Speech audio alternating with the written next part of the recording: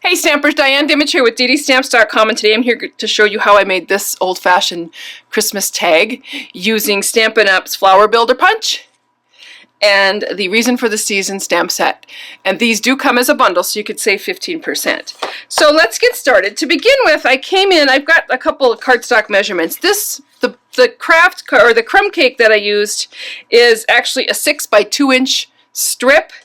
And I'm also going to use our little label punch here, and I'm going to slide that in and punch it down. And that's what gives me my topper, little tag topper punch. I've got a scrap of Almost Artichoke. Always Artichoke, sorry. And a half a sheet of the Cherry Cobbler cardstock.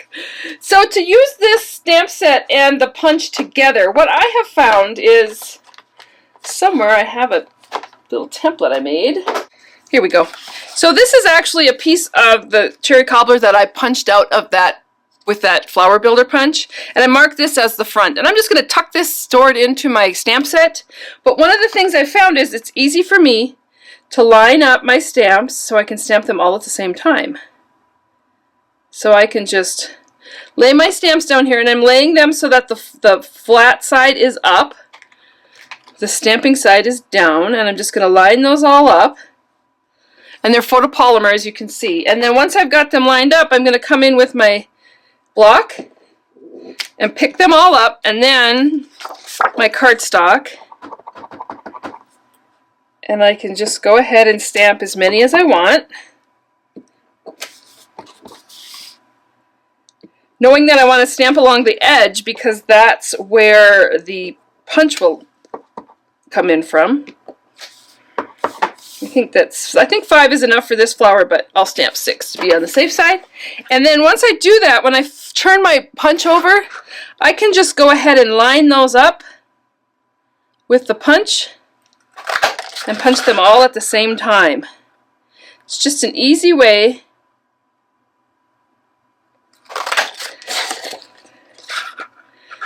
to stamp them and punch them, just in case you wanted to make, hundreds of these.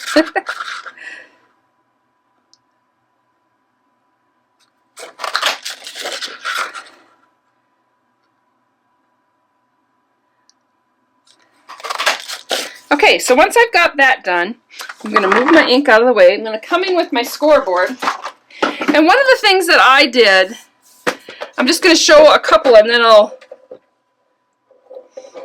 lost my scoring tool. Here it is. You can tell I've been working. My counter's a mess. So I'm just going to actually line this up so that this point is on one of the score lines up here, and this point is on the same one down here. And they don't have to be perfect. I'm just adding a little score line into them because I'm going to give this a little dimension by just folding that. And then it makes it look more like a petal. So I'm going to go and score all these, and I'll be right back. Okay, once I've got those done, I'm going to come in with a scrap piece of the Cherry Cobbler and punch a couple of circles.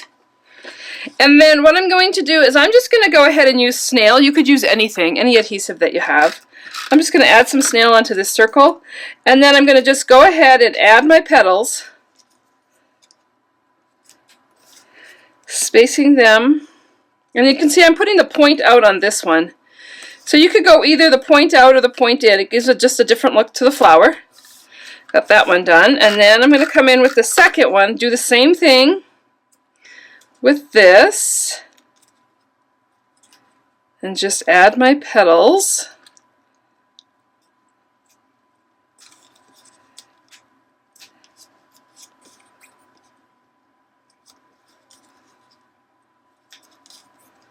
And of course, if you don't like the placement or you're not sure you like where something is, you can always rearrange it. That snail gives you a little bit of time to just pop things up. Move them around a little bit. So there you have that. Once I've done that, what I'm going to do is I'm going to use a dimensional in between these layers. Pull up a dimensional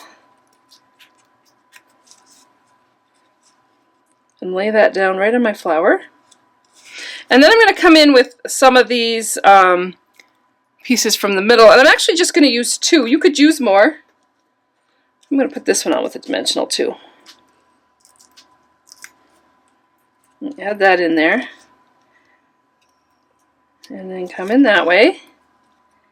And come in that way. And then you can see how quickly those flowers go together once you have all the pieces. And when you line up your stamp and stamp them quickly like that and punch them, you can do quite a few in a short amount of time. And then you can just go around and make sure, I did fold these, but you might want to fold them again just to give it a little bit more dimension. You can crinkle them up. It would be beautiful if you embossed that middle part and had that be embossed and shiny.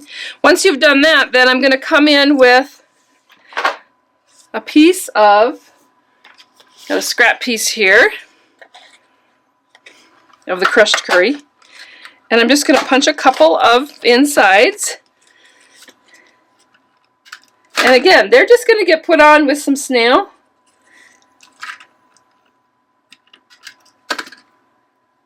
Kind of crisscross, and there you have your poinsettia. Now to do the leaves, let me clean this stamp because it has the cherry cobbler on it.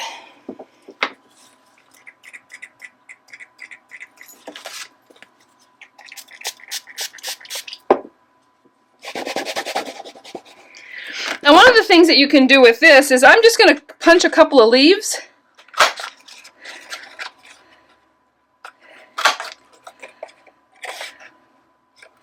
I'll do 3 leaves. And the other thing that you can do with this is another thing I love about the photopolymer, is you can just bring in the leaf stamp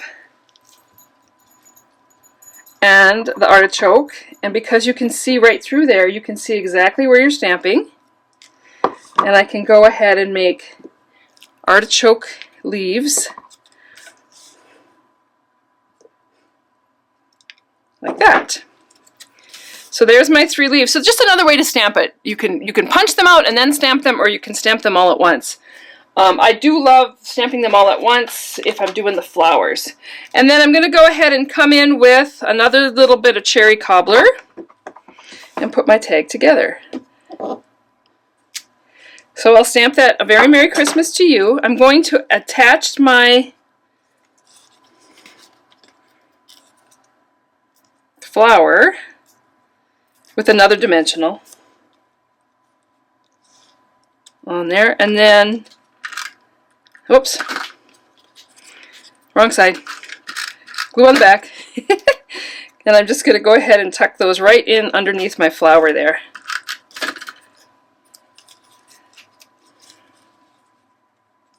And just put them around on my poinsettia where I want it. And then I can come in with a little bit of our crocheted ribbon, or any of our lace ribbons. They'd be beautiful. And trim a little bit of that off. Come through the front. Come through the back. And I just got a really quick, like I said, a really quick Christmas tag. Now I did do one here that would be a different flower. This one is using Melon Mambo, and I didn't stamp it. I just punched it and punched all my pieces. This one I actually started with 6 layers. But you can see the different looks that you can get with this punch using different papers. This one I add a little embellishment to. And so I'm going to add the tag on there. I'll probably use some Melon Mambo ribbon and a happy birthday tag or something. But just a fun way to make a little bit of dimension. Now you don't have to have all those dimension. You could lay them flat if you wanted to put them on a card that would mail easily. So I hope you enjoyed that. If you haven't already done so, you may want to visit my website, where I will have a list of supplies that I used and dimensions, and sign up for my newsletter, where I send out tips, tricks, and techniques each week. Thanks, and I hope you have a great day.